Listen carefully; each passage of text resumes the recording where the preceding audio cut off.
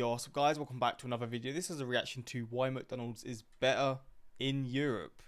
Is this true? I don't know. I mean, I've never heard of this before, but maybe this is a known fact. I'm not sure. I mean, McDonald's does taste good here. I did have one yesterday, actually, and it was pretty decent. I mean, the milkshakes, I've not had any problems with milkshakes recently. Whenever I've ordered them, I've got them, because typically there's problems with the machines and stuff, but yeah, it was all very top quality, terrible food, if you know what I'm trying to say. But McDonald's is better in Europe. I don't know where this is coming from. I would have assumed it tastes better in the US. It's probably worse for you in the US as well, but I'm not sure. I guess maybe there's some laws behind it. I'm not too sure, but I've said that many times, like 4 times saying I'm not sure.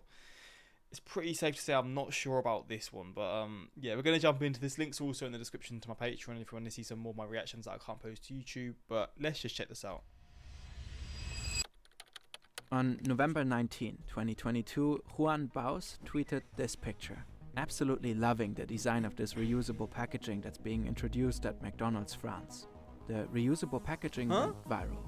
Wait, this is in McDonald's France? I've never seen this picture in my life. Like, really viral. Emmanuel Macron, the president of France, retweeted him and said something French. We saw all of this and had a lot of questions. How come McDonald's is introducing this type of packaging? Why in France? And why does it look so good? In the following months, we went down a rabbit hole and ended up modeling the entire dishware collection. As it turns out, sleek fry containers tell many stories. How the European Union is bringing conglomerates like McDonald's to their knees, not just in France. I've just done a reaction to how the European Union isn't doing very good financially, and now I'm seeing this. It's a total contrast. But all over the continent. How a country known for everything fancy developed a truly unique relationship with fast food and a completely different type of McDonald's, McDo. McDonald's in France, you don't understand how popular it is. And, of course, how good design can transform experiences. Have you ever been to a McDonald's in Paris? No? Why? What the fuck is McDonald's in France? Just different level. This is your life in weeks if you're lucky enough to turn 80 years old. And this is the amount of time you spent on your career, 80,000 hours. We choose to spend this time on researching McDonald's packaging for YouTube videos. You probably want to spend all that time on something meaningful that makes a big positive difference in the world. 80,000 Hours is also the name of today's sponsor, a non-profit that wants to help you figure out how to do that. They've been Let's see his ad. Let's see his is there a little link or something? There we go. 80hours.org/fern. If you want to help this person out, you know what to do. .org/fern. Life is short, but what you do with your decreasing time is up to you. Anyways, it all started with a simple message. Yo, Juan, would you be down? He was. There is something there with the whole ad campaign around it, and I think people's reactions to it are quite good. But then also maybe like the question is like, are people gonna steal this? When Juan is not going viral and getting featured in Drew Gooden videos, he's a UX writer for some of the biggest brands out there. Oh, and Juan also lives in Paris. To get a better look at this weird new packaging, we needed a man on the ground. Juan was that. Wow. This was just all reusable in McDonald's? What? Hold up. New packaging, we needed a man on the ground. Juan was that man. The design is truly spectacular. We will get to that in a minute. First, we need to understand why this is happening. As we reviewed Juan's footage and dug deeper, we realized that What the hell is this? Are these like beetroot chips or something? What? it's not just the packaging that makes French McDonald's special. Chapter 1. The Rise of McDo. Fast food in France do not seem like a good match. It's the country of fine dining, Michelin stars and long-lasting dinners in cozy bistros. When McDonald's came to the country in 1997, the French were skeptical. Wait, McDonald's has only been in France since 97? Or does he mean 1979? 1997 seems very recent. That is crazy to wait. When did McDonald's Oh, I spelled it wrong. Whatever. Come to France because it says. Okay, it's 72. Okay, I don't know what's happening there then. Whichever way it is, but still. skeptical. 70, 80 top chefs in the country took out a newspaper ad in the country's biggest newspaper saying that they thought it was preposterous that McDonald's was coming to France. And they were like, this is absolutely ridiculous. We need to stop this fast food thing. But they could not help but indulge, like everybody else on the planet. Ici, c'est plus complet, c'est plus sympa. Nonetheless, the company remained controversial for decades. In 1992, it launched a poster campaign showing the French chef and absolute superstar Paul Bocuse secretly dreaming about a Big Mac while examining a pile of plump chickens. The chef sued right away for $2.7 million. Fair When I enough. found out these were real Big Mac advertisements, I immediately contacted my lawyers and instructed them to seek damages. How can I be seen promoting this tasteless, boneless food in which everything is soft? His lawyer added the ad would be An intolerable insult to the Pope of world cuisine. 7 years later, it got much worse for the fast food chain. At the time, the World Trade Organization and the US were trying to force Europe to accept imports of hormone-induced beef. Europe Wow. resisted, and the US in turn imposed heavy duties on certain luxury products as a retaliatory measure. One of the items targeted was Roquefort cheese, from France. French sheep farmers were angry, and they found a symbol of American global capitalism and trade doctrine like no other: McDonald's. So a French horde went and utterly wrecked a restaurant of the chain, which was currently under construction in the small French city Millau. The horde was led by the activist and sheep farmer José Bové, the Frenchest-looking man of all time. I mean, what? It's true. What even is this pipe? The McDonald's incident made Bové a national hero and leader of the French anti-globalization movement. He published a best-selling book 2 years later, and in 2007 he ran for president. Later he went into What? European politics, all on the back of really hating McDonald's. José Bové rose to global fame 15 years ago after he demolished a half-built McDonald's. However, despite Bové's crusade, McDonald's could not be slayed. Off the bat, it had a competitive advantage over brasseries, bistros, and cafes. The restaurants were designated as takeout joints. This meant the value-add tax was just 5.5% versus the 19.6% at gastronomic restaurants. The food was cheap and the French economy was bad, like always. Another factor played a much bigger role though. McDonald's always has been good at inserting itself into the local culture of the country it operates in. But nowhere has it succeeded on such a scale as in France. Really? The company realized that French customers were drastically different from American ones. Americans visited McDonald's more often, at any time of the day, frequently alone, opting for takeout 70% of the time. In contrast, the French came in groups, spent more money per visit, and significantly more time in the restaurants. 70% of them dropped in during regular lunch and dinner hours. French McDonald's was not treated like a takeout place by customers, but like any other bistro.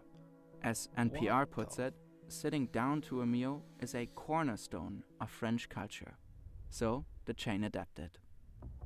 In the US, its restaurants are designed to attract people from afar, the golden M glooming high, calling you to that sweet, sweet drive-in in a car.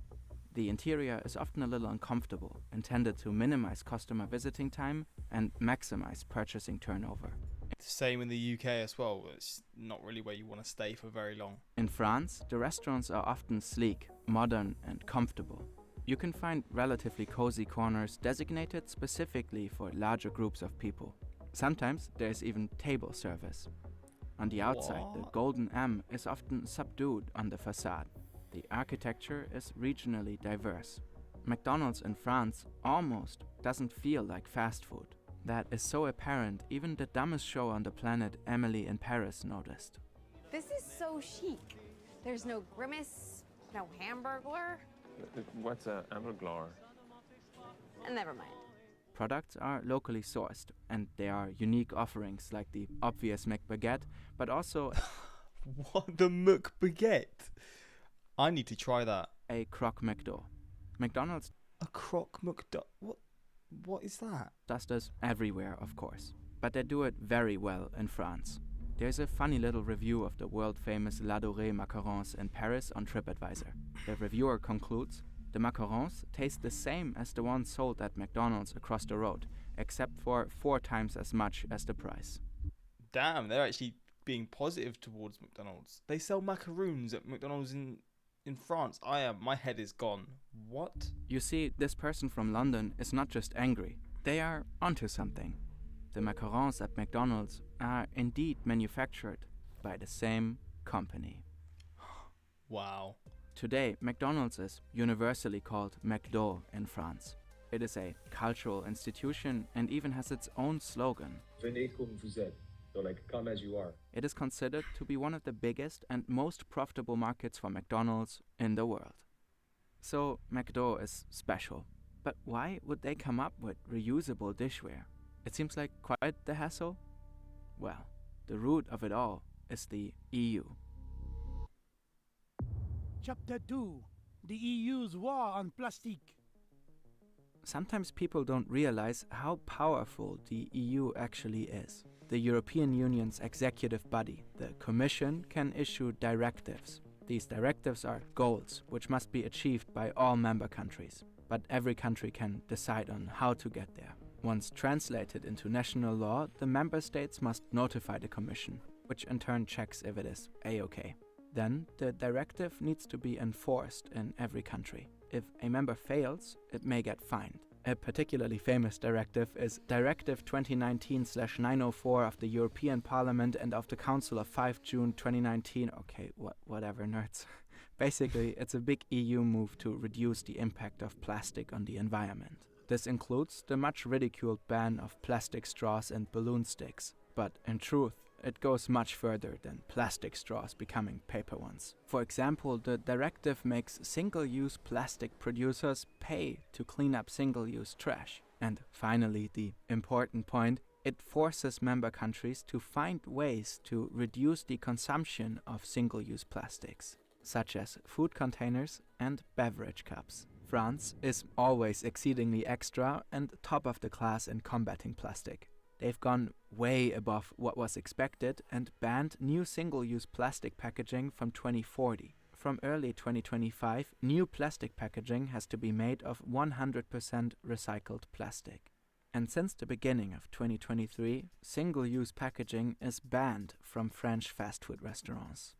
Which brings us to this.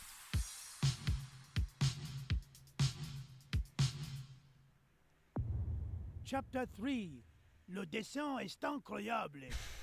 When we first chatted with Juan, he shared our initial fascination with the French McDonald's reusable packaging. If you look at the fries basket, like it looks sort of, you can immediately tell what it is, like a McDonald's fries basket.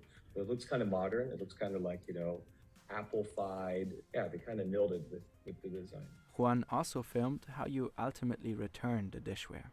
The process seems a lot more dignified than the usual dumping of 500 kilograms of trash into an oversized, nasty, overflowing eat-it-all bin. We went on to model the dishware, based on his footage and promotional material. Because, why not?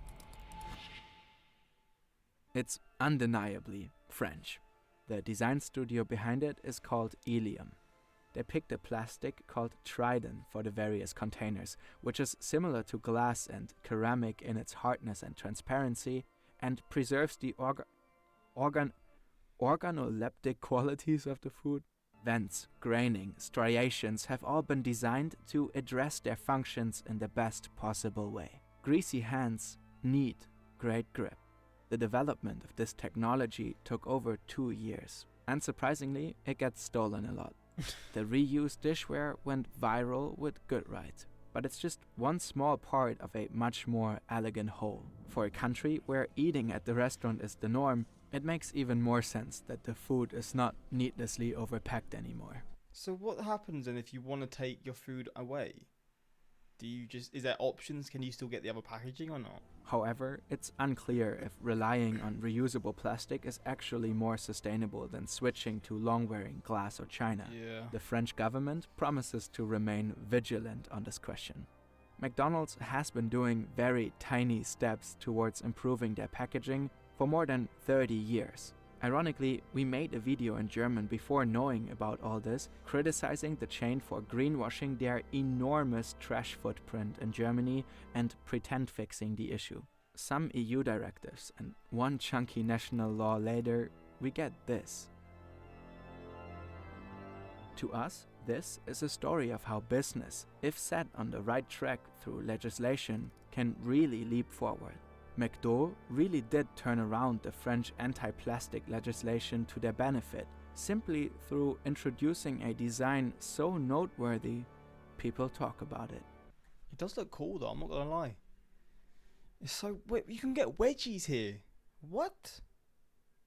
My head is so spun. McDonald's in France seems like a different experience, but the more you know. I love this video. A German YouTuber speaking English about an American fast food chain adapting to French laws.